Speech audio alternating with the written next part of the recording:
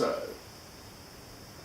there you have the little orange things with the black marks on their bodies and the black legs, so quite obviously the baby spiders, and they are writhing around in amongst a mass of white things. Some white things have little spiky legs, and those white things with spiky legs, like here, are old skins, their first shed, and then over here you've got some of the egg sacs that they were actually in. And then to the left you've got those yellowy orange fibres, which are actually the mass of fibres, that the mass of silk that the mum produces to envelop those egg sacs. So that's what you're looking at. And hopefully as they warm up, yep, we should get a bit more movement. Now he is clearly one of the oldest, because he looks pretty sturdy. Should we try and zoom in on him? You can see his eyes. You can see the hairs on his legs. Fantastic. You can see his little palps at the front. There's another one who's looking at you. You can even see his little fangs. Can you see those? It looks like he's got red lipstick on or something. But there, his little fangs, which will be put into good use soon enough.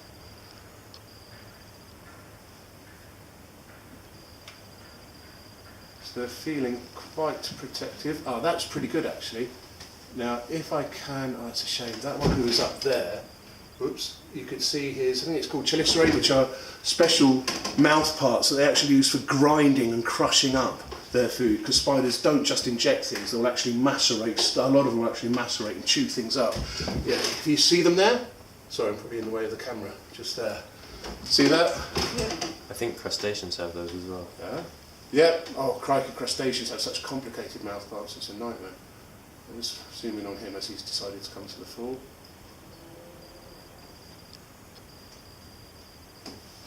And you can just see, if you look closely, if you see his left rear leg, it's hanging on to a silk thread. Every step they take, even these little guys, spinning silk. Oh, let's try and zoom in so you can see his silk. Coming out in spinnerets. Oh, it's too difficult to see. If we get the light in the right place, I'm just going to zoom out and have a look for something that we can zoom in on.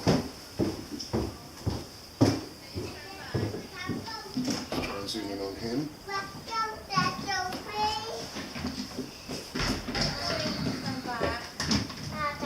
Now if you look, you can just see the threads of silk, see them there? That's his silk going along there. And if you look, you can see the threads of silk going along there. I'll try and zoom in ever so slightly. Oh, it's difficult. Their silk is so fine. So there's some of the silk that the baby spiderlings have produced. Let's try and get...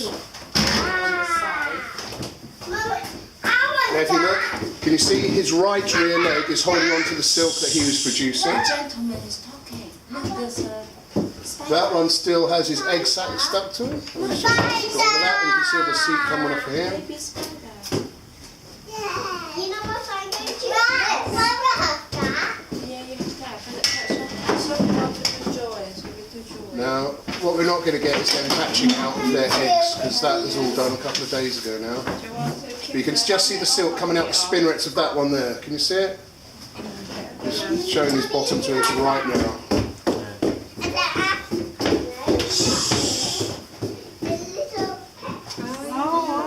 See the silk? He's holding on to it with that right leg, and you can see the spinnerets. Dare I say it, they look like they're puckering at us, don't they, really? What are they living off at the moment? They are living off their own reserves that they were born with.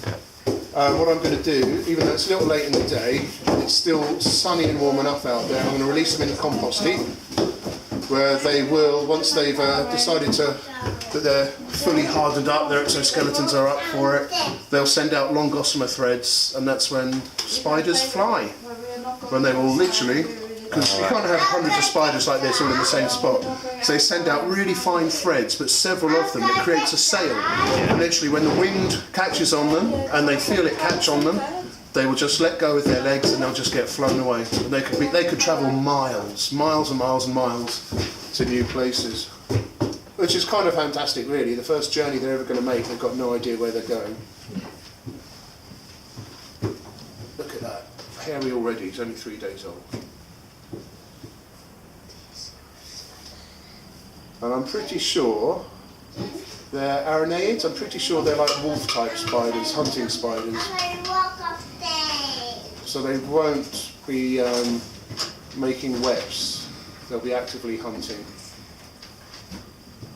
Just use little spinnerets there. I'm going to zoom out again and see if we can find... Hang on, there's somebody making a run for it there. There he is. Same slope. And if you look, see how his left rear leg is stationary because it is holding on to that silk that he is letting go the whole time. When they're walking along, you will always see one of their rear legs, either their right or front or left rear leg will be stationary because they'll be holding on to that silk that's being fed out the whole time. He's run back because he's a big wuss, straight back to the nest. There he is, that's the same one. Trust me, it is him. And is that to keep track of where they're going? Or? The way people tend to think of it is effectively as a safety line. It's it could be a way of keeping track of where they're going. I hadn't thought of it like that before. I'll be honest, I'm not sure what. Sense vibrations down it as they. No, because it's not the sort of silk that they'll use for hunting. These guys use their eyes and their speed for hunting. The hairs on their limbs and on their bodies are incredibly sensitive as well, and they're chemosensitive sometimes as well, and they're sensitive to all sorts of vibrations and movements. To give you an idea, if we had a blue bottle on the edge of, I don't know, a 3-foot table, a fully grown wolf spider like this would potentially be able to feel the vibrations of that insect going along the table. So they're incredibly sensitive. We did something at uni where like there was a study on a type of spider that hunts using its the hairs, it senses its prey.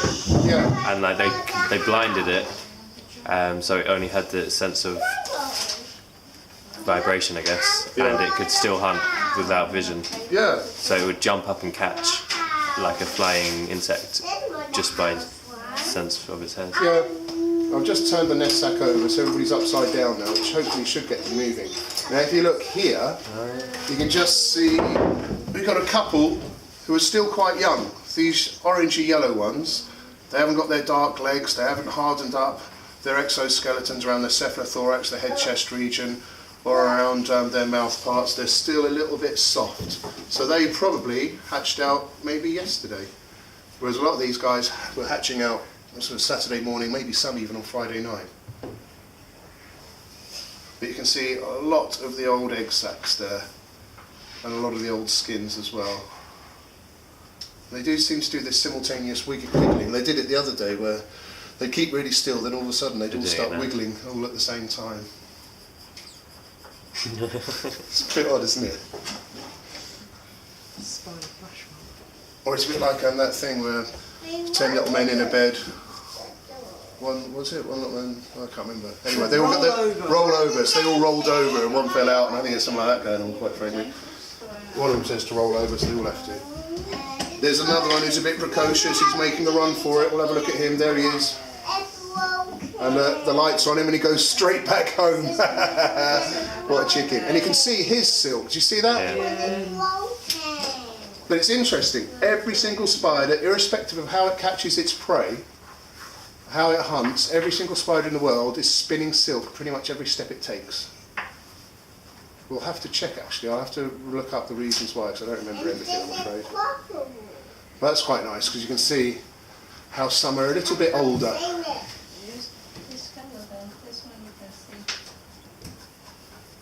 They look like they just burst.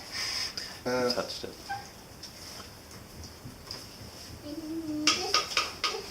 I think we're probably safe to keep them for another day because there are still some very young ones there that still got hardened up. And although you mess around with nature, I think I'd quite like to give them all a fighting chance, seeing as I saved them from a piece of rubbish and peeled off the whole egg sac from a piece of rubbish that we're going to throw away. It'd be nice if we give them all a fighting chance, I think. He's quite active, look. He's one of the oldest. Are they not liable to start hunting each other? No. No. Right now you can see their instincts. As soon as one of them starts running away and is being a bit precocious, as soon as he realises the emphasis is on him, and he can feel things moving around, he can feel the heat of the light purely on him, he can feel that he's gone too far, he's running straight back. to the group. Safety in numbers.